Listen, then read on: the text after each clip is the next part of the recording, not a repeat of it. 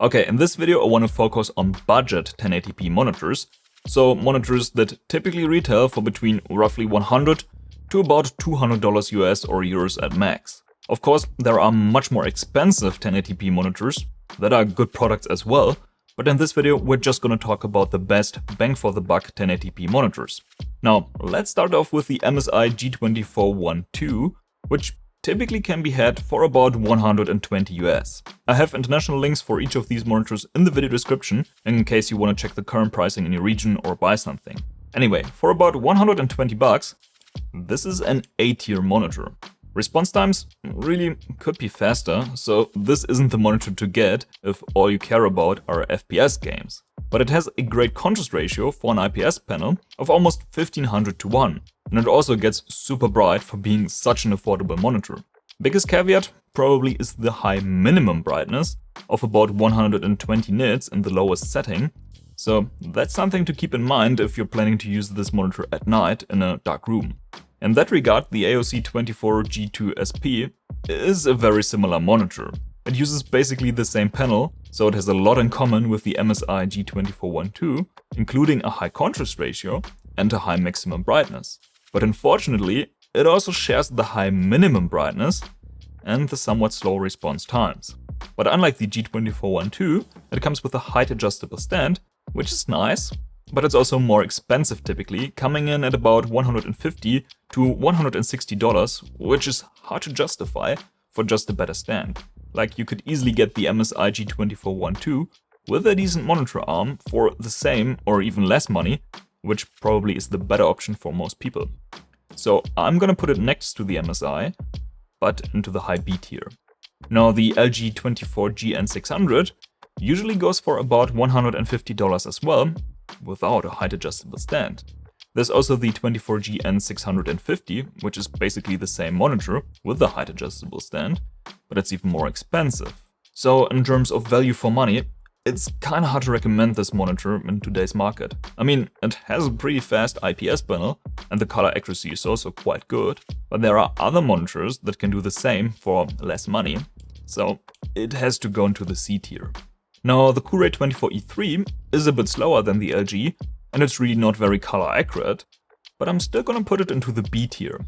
And that's because it usually can be had for about $115, sometimes for even less if you're lucky, which just makes it a much better value monitor. But this surely is not the monitor to get for color critical stuff, like photo or video editing. Colors look vivid and saturated, which is good, but they're pretty far from being accurate. This really isn't an issue though if all you care about is clicking heads in Valorant or Counter-Strike. Now, this monitor is even better for gaming, especially so for competitive gaming, because it's a 240Hz monitor. Like, this is surely not a life-changing upgrade over 165Hz, but I'd say it's worth it if you're really into first-person shooters. The overall image quality is also great, so this is a good all-rounder as well. But please pay close attention that you're actually getting the version with the IPS panel, because in some regions AOC sell a 240Hz monitor with a TN panel under almost the same name, so it's easy to mix these up. Overall, this goes into the B tier, assuming you can get it for less than $200 or euros. The reason I won't rank it any higher is its somewhat low contrast ratio and the small color gamut volume. Okay, this one is actually one of my favorite budget monitors. It has super fast response times, pretty decent color accuracy, and in many regions it's actually among the cheapest 165Hz IPS monitors you can get. Like, I've seen it for as low as $90 US, which is crazy for such a good monitor. Biggest drawback probably is the flimsy, non-adjustable stand, but put it on a cheap monitor arm and you have an amazing setup.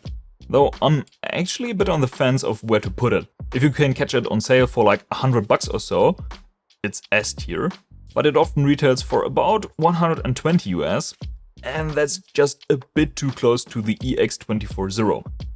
And the Mobiuz EX240, you guessed it, goes straight into the S tier. It has super fast response times, good color accuracy, and really doesn't feel like a budget monitor at all. Even the build quality is a good bit better than you would expect from a budget monitor, and it even comes with a pretty decent height adjustable stand. So yeah, for the about $140 it currently goes for, I haven't seen a better monitor. Like, even for $200, you're probably not gonna find anything that performs better.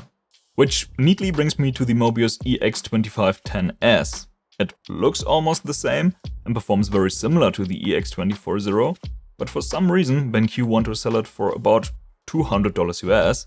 So yeah, it doesn't make any sense when the EX240 exists. Therefore, D tier. Now the original Gigabyte G24F used to be one of my top recommendations, but unfortunately it got replaced by the Gigabyte G24F2. And I haven't reviewed the new model yet, but I'm constantly getting asked for my opinion about it, so I figured I'm rank it as well. Based on the reviews that others have done, it seems that the second version has gotten worse than the original version. Response times are a bit slower now. It's still not a slow monitor, but the original G24F was one of the fastest of its class. And the color accuracy of the new model also doesn't seem to be the greatest. It currently goes for about 150 US, so it's not the best in terms of value either. I'm gonna put it into the B tier for now. Seems like a solid option, but there certainly are better monitors out there. Keep in mind that this tier list is based on the current pricing, which of course is subject to change and might be totally different in your region. So please compare prices before making a decision. I've got international links in the video description. My Discord server is also linked down below as well, in case you want to discuss monitors or are looking for a good deal. I'm also gonna be posting Black Friday deals over at my Discord server. Anyway, thanks for watching, man sieht sich im nächsten Video.